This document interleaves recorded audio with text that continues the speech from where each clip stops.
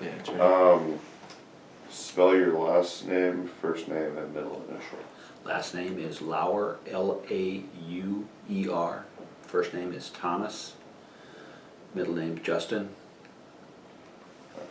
What year were you born in? 1955. Where did you live when you became part of the military? I was living in Nebraska at the time. Fremont, Nebraska. What branch of service were you a part of? Naval service. Okay. What made you choose this branch? Memories from childhood, see the world, and a need for discipline in my life, and the fact that I was always interested in history and wanted to be a part of it. Did you have any other family members that were part of the military?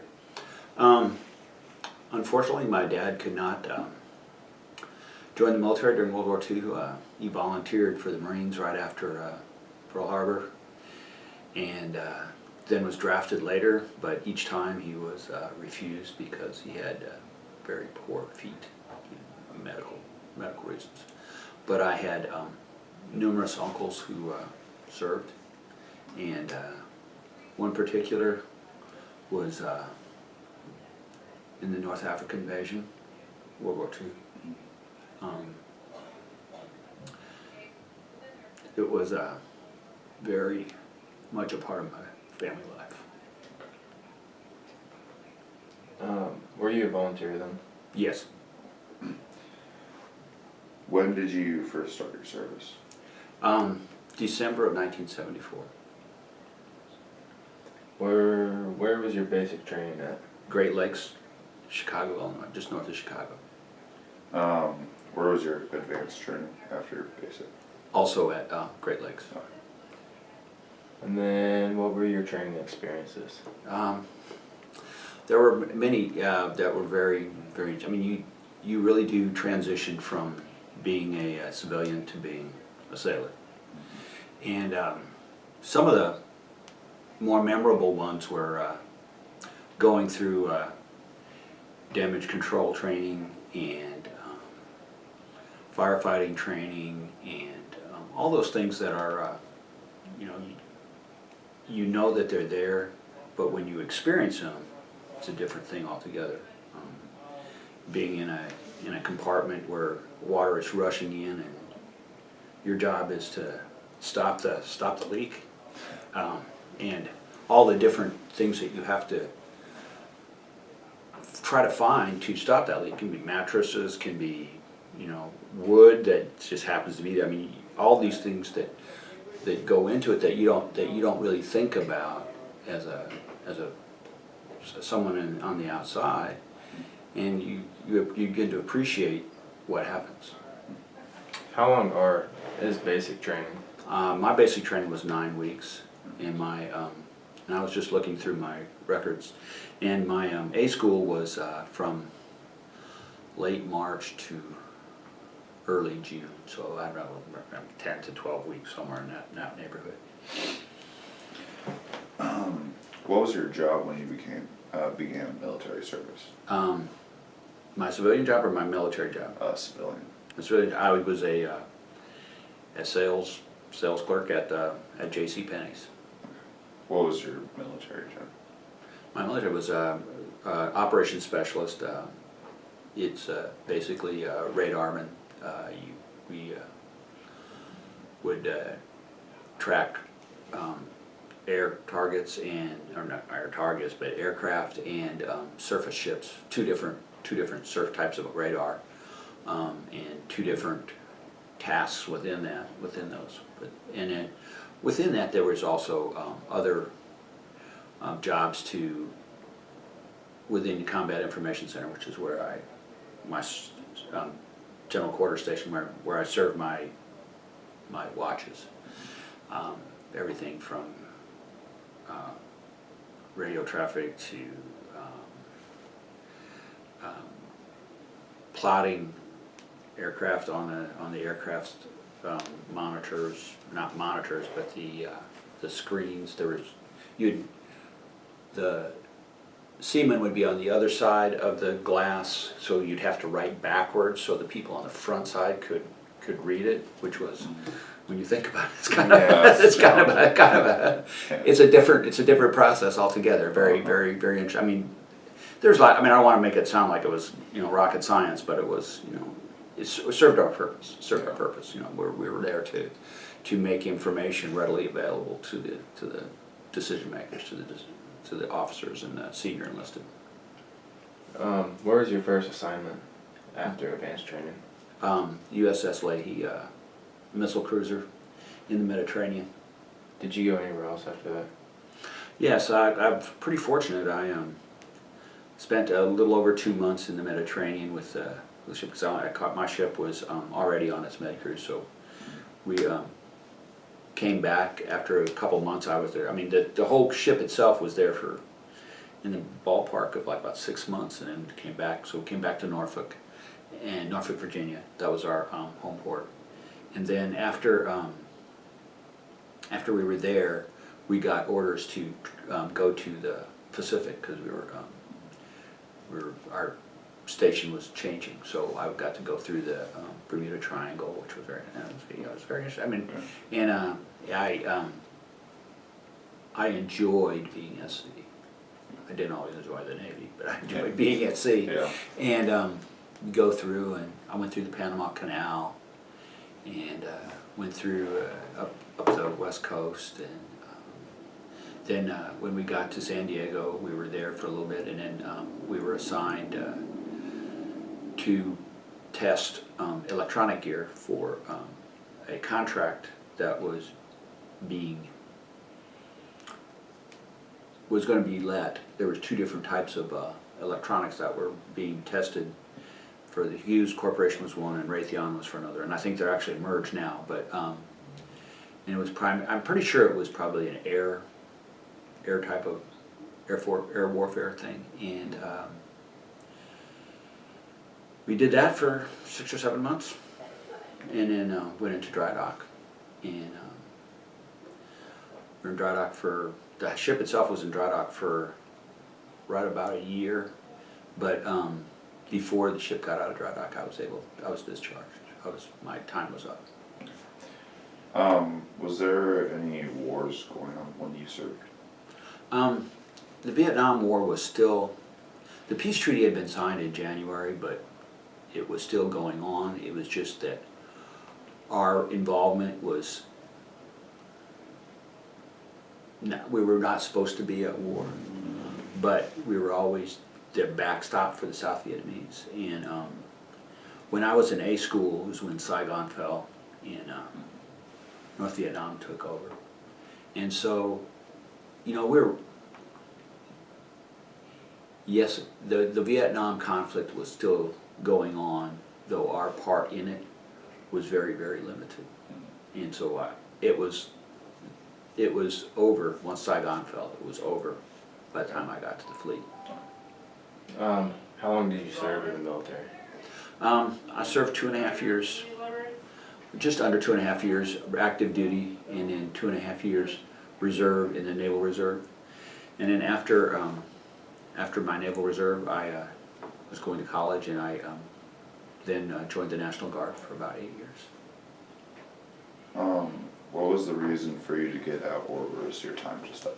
Just my time was up. That was, I was young, and I thought, I don't want people telling me what to do. Little did I know that throughout your life, people tell you what to do. Yeah. If you don't know that, you will. What do you remember most about your service? I guess the thing that, the downside was, at that time, we really went through a period of time in our country where the military and the people in it were not respected, even going as far as to say disrespected. And you're a young man. You're 18, 19, 20 years old. And you have people that are very, if they're not dismissive and antagonistic, they're at least dismissive. They're, you know, you are not really serving them. And there were a couple of incidents that took place that let me know that that was really the case. I had nobody come up to me in my face and tell me I was a baby killer or anything like that, but you were very separate from the rest of it when we were in the United States. I did not feel that when I was in foreign countries. I felt much more appreciated, much more welcomed, which was a different feeling as well. So I am grateful for the appreciation that's being shown now. Mhm. What qualities did you believe you carried from the military to where you are today? Discipline and tenacity. What are your most enduring memories of your time in service? I made good friends. Now, in the rest of my life, I have not really maintained contact with them, but I made good friends. I learned that I was a competent person, that I could do an important job and do it well. And I suppose it's probably a good time to talk about the particular incident that really stood out in my mind. Is one important thing that I did was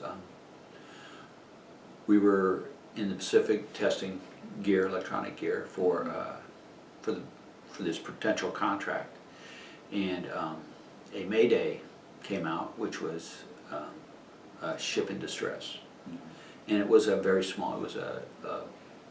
It had been a minesweeper for the Navy, and it had been demilitarized and went over to a scientific geographic company, and they were using it for all sorts of explorations. This particular ship was on fire, and they had it sent out of distress. And when you're on fire, that's a frightening thing. You know, no doubt about it. But at sea, it has its own perils. And that particular ship had been on fire just a little while and got the mayday call. And I was on the surface scope, on the surface radar scope, and so I was able to plot and find, you know, of the relatively few ships out there, I was able to identify the one based on the bearings for the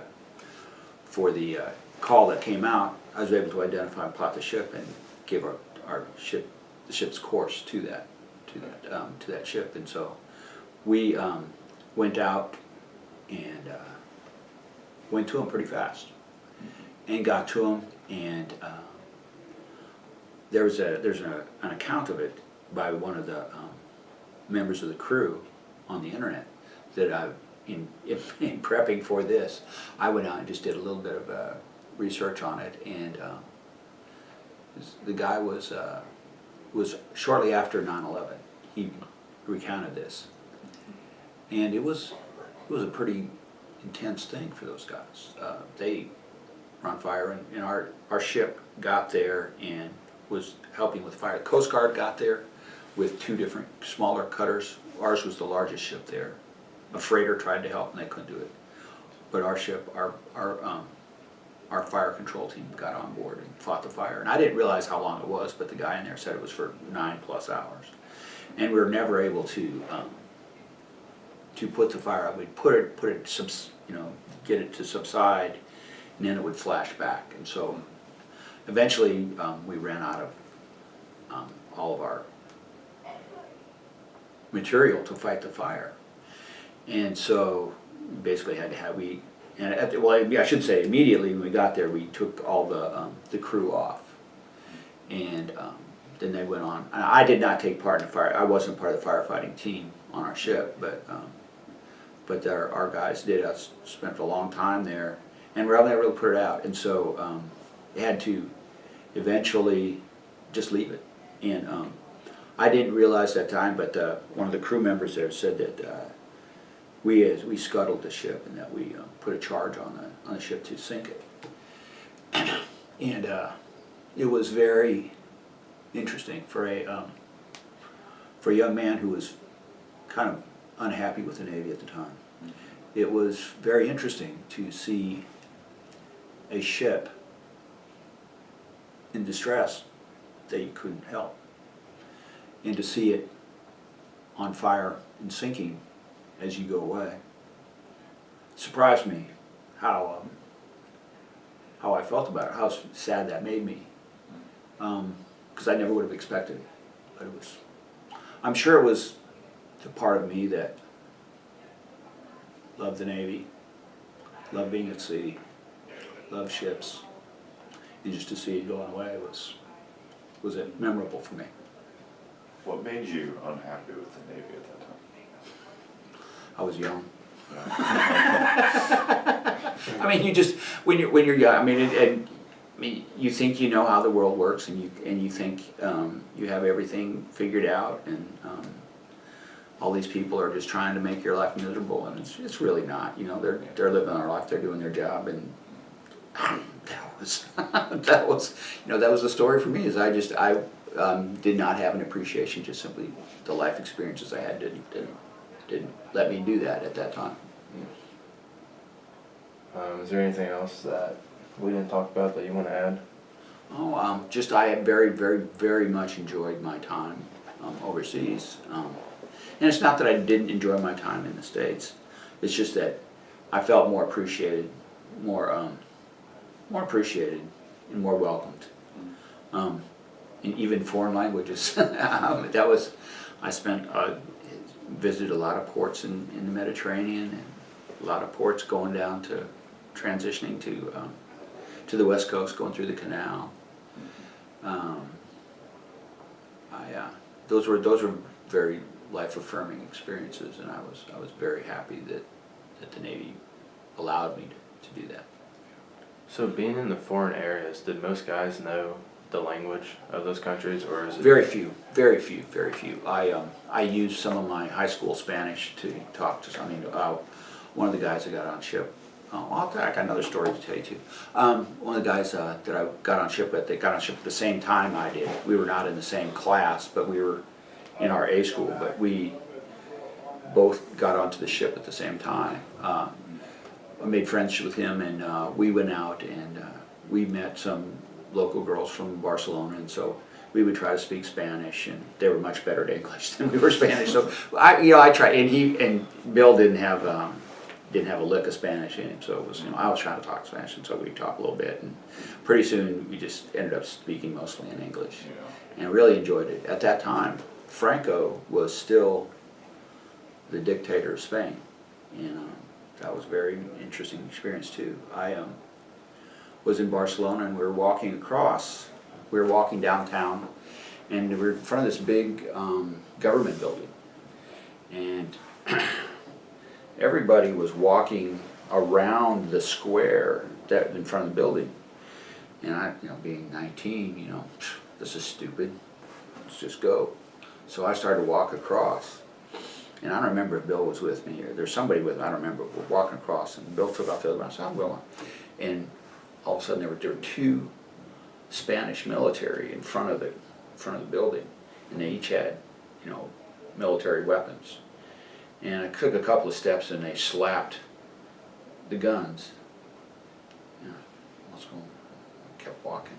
Pretty soon they took them down, and I said, "Oh, I know what's going on." So I made a U-turn and went back around. I said, "Now I know why everybody's walking around." So it was that was another life experience. You think that the world operates like the United States does, but especially talking to those girls in Spain, Barcelona, I don't know if you know about that, Catalonia is an area within Spain that's trying to separate. I don't know if you're following the news at all on that, but last 6 months. They're in that area, so they're actually, there's two different languages, Spanish and Catalonia. Yeah. Catalan, not sure, but it's very close. But they wanted to break away, so I actually went into Bill and I went into a bar pub with them where in Spanish people were talking real loud about, you know, wanting to break away and wanting to, you know, how bad Franco was and so on. It was, you know, it was very interesting being, you know, a U.S. citizen and just picking up just the very little, because it was a different language but similar. I couldn't get very much out of what they were saying, but the girls would translate a little bit of it. So we had a really good time. I was in port in Barcelona for 10 days. And of course, I wasn't able to go every day out to the port, but that was another reason. I mean, because I had a job to do and I wanted to go every day, and they didn't want me to. So those are the things I ended up doing, and so that was very interesting. Yeah, that was good. Gosh, I'm trying to think of this. Those were very. Oh, and when we went through the Panama Canal, we're going up the west coast of Mexico and stopped at Acapulco, and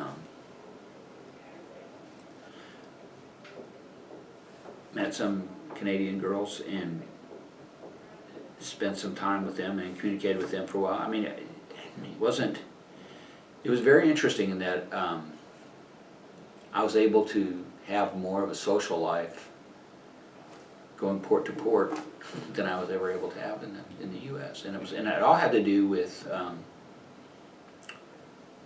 the residual feelings from the Vietnam War. That's my opinion. And the guy that wrote that, this is going back to my experience with fighting the fire, the guy that, one of the crew members was really shook up when he got on board the ship. And shortly after 9/11, he recounted it, and that was what was on the internet. And I think it took 9/11 to get our country to really think and appreciate what all their sons and daughters are trying to do in the military. And so I'm kind of at a loss here. I think I'm pretty well talked out, unless you got something more that you're thinking. That's it. Thank you. Okay, perfect. Well, thank you very much, guys. I do appreciate what you're doing.